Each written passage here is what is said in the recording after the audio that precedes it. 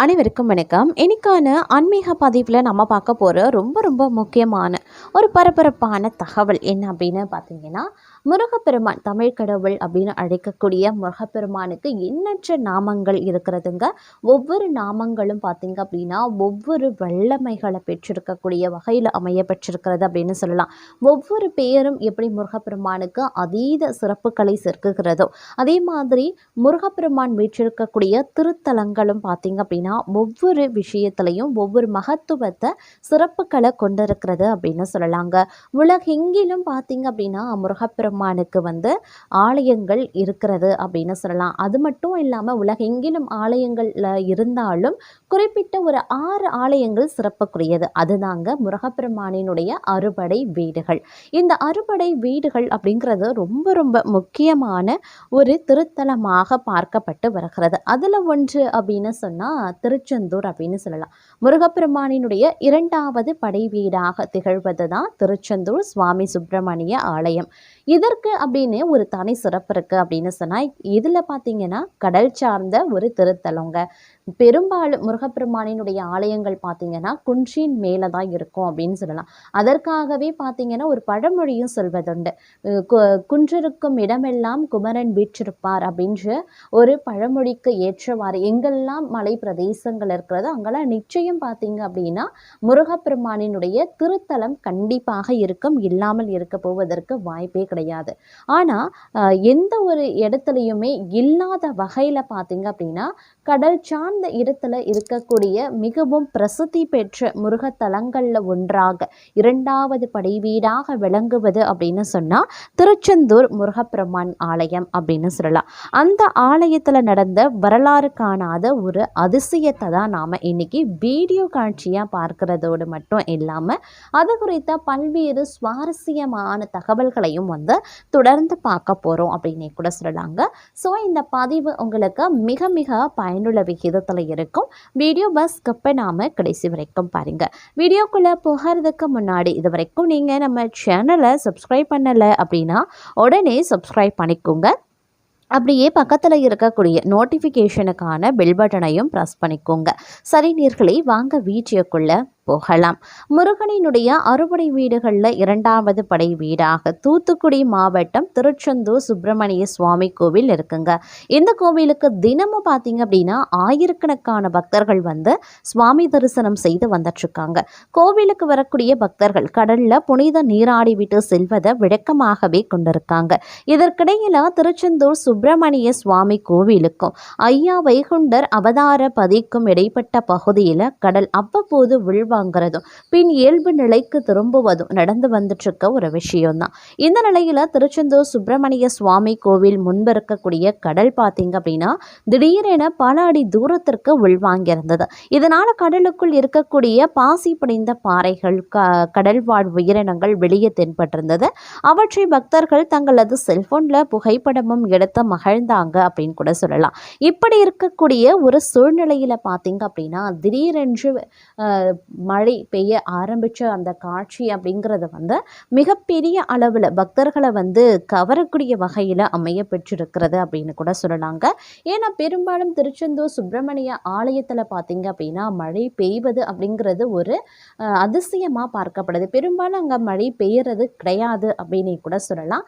இருந்தாலும் திருச்செந்தூர் முருகப்பெருமான் ஆலயத்தில் திடீரென்று பெய்த மழையின் காரணமாக பக்தர்கள் மிகப்பெரிய அளவில் பரவசம் அடைந்ததோடு அந்த வீடியோ காட்சி பார்த்தீங்க அப்படின்னா தற்போது இணையத்தில் படு வேகமாக வைரலாகி வந்துட்டு இருக்கக்கூடிய ஒரு வீடியோ பதிவாகவே இருக்கப்படுகிறது அப்படின்னு சொல்லலாங்க.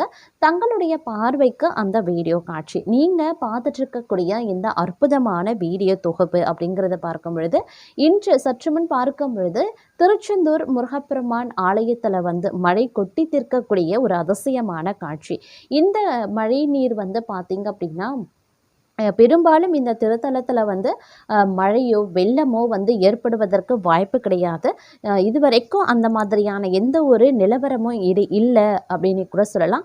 ஆனால் திடீரென்று இந்த வருடம் பார்த்திங்க அப்படின்னா திருச்செந்தூர் முருகப்பெருமானுடைய ஆலயத்தில் கனமழை பெய்திருப்பது பக்தர்கள் மத்தியில் மிகப்பெரிய அளவில் ஆச்சரியத்தையும் வியப்பையும் ஏற்படுத்தி வந்துட்டுருக்கு அப்படின்னு கூட சொல்லலாம். நீங்கள் பார்த்துட்டு இருந்த இந்த காட்சியும் அது அந்த கோவிலில் மழை பெய்து கொண்டிருக்கக்கூடிய ஒரு அற்புதமான காட்சி தாங்க. காண கிடைக்காத இந்த காட்சியை பக்தர்கள் பலரும் தங்களுடைய இணையதளம் வாயிலாக தரிசனம் செய்வதோடு கண்டுகளித்தும் வந்துட்டுருக்காங்க அப்படின்னு கூட சொல்லலாம். பெரும்பாலான பக்தர்கள் இந்த காட்சியை கண்ட உடனே பார்த்தீங்க அப்படின்னா முருகப்பெருமானுக்கு அரோகரா அப்படின்ற கோஷத்தை போடுவதோடு தங்களுடைய கருத்துக்களையும் கமெண்ட் பாக்ஸில் சொல்லிட்டு வந்துட்டு இருக்காங்க. அதில் பார்த்தீங்க அப்படின்னா பல பக்தர்கள் முருகப்பெருமானினுடைய கருணைக்கடல் பார்வை தங்கள் மீது விழுவதாகவும் இந்த பூலோகத்தின் மீது விழுவதாகவுமே கருதுவதாகவே தங்களுடைய கருத்துக்களை பல பக்தர்கள் பகிர்ந்து வந்துட்டு இருக்காங்க அப்படின்னே கூட சொல்லலாங்க. இதற்கு நிகராக பார்த்தீங்க அப்படின்னா சிவன்மலை உத்தரவு பெட்டி அப்படின்னு கூட சொல்லலாம். ஏன்னா முருகப்பெருமான் நேரடியாக பக்தருடைய கனவுகளில் தோன்றி காட்சி கொடுத்து ஒரு பொருளை உணர்த்தி அது வரக்கூடிய நன்மை தீமைகளை குறிப்பால உணர்த்தக்கூடிய அந்த பொருளானது அந்த கண்ணாடி பெட்டி ஆண்டவன் உத்தரவு பெட்டியில வைக்கப்பட்டு பூஜிக்கப்பட்டு வரும். அது உலக நிகழ்வுகளை முன்கூட்டியே தெரியப்படுத்தும் அப்படின்ற ஒரு கருத்தும் நிலவுவதோடு அது இன்றளவும் உண்மையாகி வந்துட்டு இருக்கு அப்படின்னு கூட சொல்லலாம்.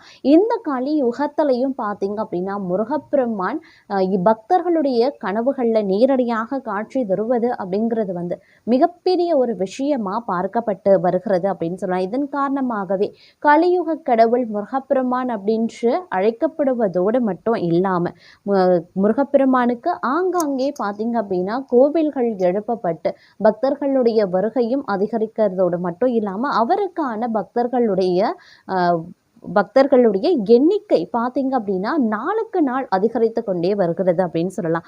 ஒவ்வொரு திருத்தலங்கள்லையும் பார்த்தீங்க அப்படின்னா அறுபடை வீடுகள் திருச்செந்தூர் மட்டும் கிடையாதுங்க. அறுபடை வீடுகளில் இருக்கக்கூடிய அனைத்து முருகத்தலங்கள்லையும் இந்த உலகத்தில் இருக்கக்கூடிய அனைத்து முருகத்தலங்கள்லையும் பார்த்தீங்க அப்படின்னா எண்ணற்ற பக்தர்கள் முருகப்பெருமானை இன்றளவும் தரிசனம் செய்வதோடு தங்களுடைய வேண்டுதல்கள் பிரார்த்தனைகளையும் முன்வைத்து வந்துட்டு இருக்காங்க. எந்த யுகத்திலையும் பார்த்தீங்க அப்படின்னா அந்த வேண்டுதல் அப்படியே நிறைவேறியதற்கு பிறகு தங்களுடைய பிரார்த்தனைகளை பக்தர்கள் நிறைவேற்றுகிறார்கள். இது மாதிரியான பல கதைகளையும் பல உண்மை சம்பவங்களையும் நாம தொடர்ந்து நம்மளுடைய சேனல்ல நிறையவே பார்த்துட்டு வந்துட்டு இருக்கோம் அப்படின்னு கூட சொல்லலாம். தொடர்ச்சியாக பார்த்தோம் அப்படின்னா இந்த மாதிரியான விஷயங்கள் அப்படிங்கிறது பல வகையில் பக்தர்களுடைய மனதில் இன்றும் கடவுள் இருக்கிறார் அப்படின்ற ஒரு நம்பிக்கையை ஏற்படுத்தி வந்துட்டுருக்கிறது அப்படின்னு நான் சொல்லணும். ஏன்னா முருகப்பெருமானினுடைய கடைக்கண் பார்வை விழுவது அப்படிங்கிறதே மிகப்பெரிய ஒரு விஷயம் அப்படின்னே கூட சொல்லலாம். அதே நேரம் திருச்செந்தூர் முருகப்பெருமான் ஆலயத்தில் சிறப்புக்குரியது அப்படின்னு பார்த்தீங்கன்னா இந்த கடல் சார்ந்த இடத்துல இருக்கக்கூடிய அந்த திருத்தலம் அப்படின்னே கூட சொல்லலாம். இந்த திருத்தலத்தில் பார்த்தீங்க அப்படின்னா அமாவாசை பௌர்ணமி தினங்கள்ல பக்தர்கள் அதிகமாக குவியறாங்க. ஏன்னா அன்றைய தினத்துல திருச்செந்தூர் முருகப்பெருமான் ஆலயத்துல தங்கி முருகப்பெருமானை தரிசனம் செய்தால் தங்களுடைய வேண்டுதல்கள் உடனுக்குடன் நிறைவேறுவதாக பல பக்தர்கள் இன்றளவும் நம்புறதுனால குறிப்பா இந்த அமாவாசை பௌர்ணமி தினங்கள்ல திருச்செந்தூர்ல பக்தர்களுடைய வருகை வழக்கத்தை விட அதிகபட்சமாக இருக்க பெறுகிறது அப்படின்னு நாங்க சொல்லணும். அது மட்டும் இல்லாம திருச்செந்தூர்ல சமீபத்துல பாத்தீங்க அப்படின்னா குடமுழுக்கு விழா நடைபெற்றது.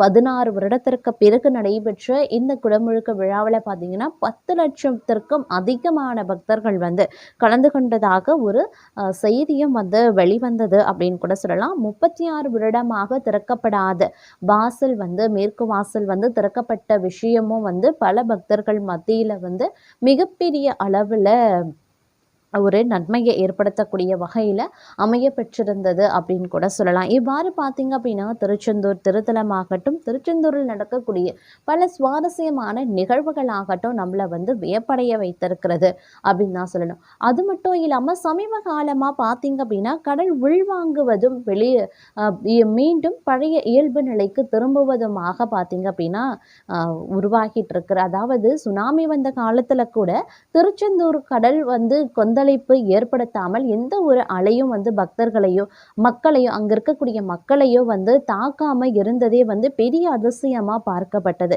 ஏன்னா சுனாமி வரும் பொழுது பார்த்தீங்க அப்படின்னா இந்தியாவில் மட்டும் இல்லாமல் ஒரு சில இடங்கள்ல மிகப்பெரிய அளவில் தாக்கமும் பாதிப்பும் ஏற்படுத்தப்பட்ட நிலையில கூட திருச்செந்தூர் கடல் சிறிதளவு கூட கொந்தளிப்பு இல்லாமல் காணப்படக்கூடிய பட்சத்தில் தற்போது பார்த்தீங்க அப்படின்னா சிறிது காலமாக கடல் உள்வாங்குவதும் மீண்டும் இயல்பு நிலைக்கு வருவது அப்படின்றது வந்து மக்கள் மத்தியிலேயும் ஒரு விதமான வியப்பையும் மெய்சிலிர்ப்பையும் ஏற்படுத்தி வந்துட்டு இருக்கு அப்படின்னே கூட சொல்லலாங்க.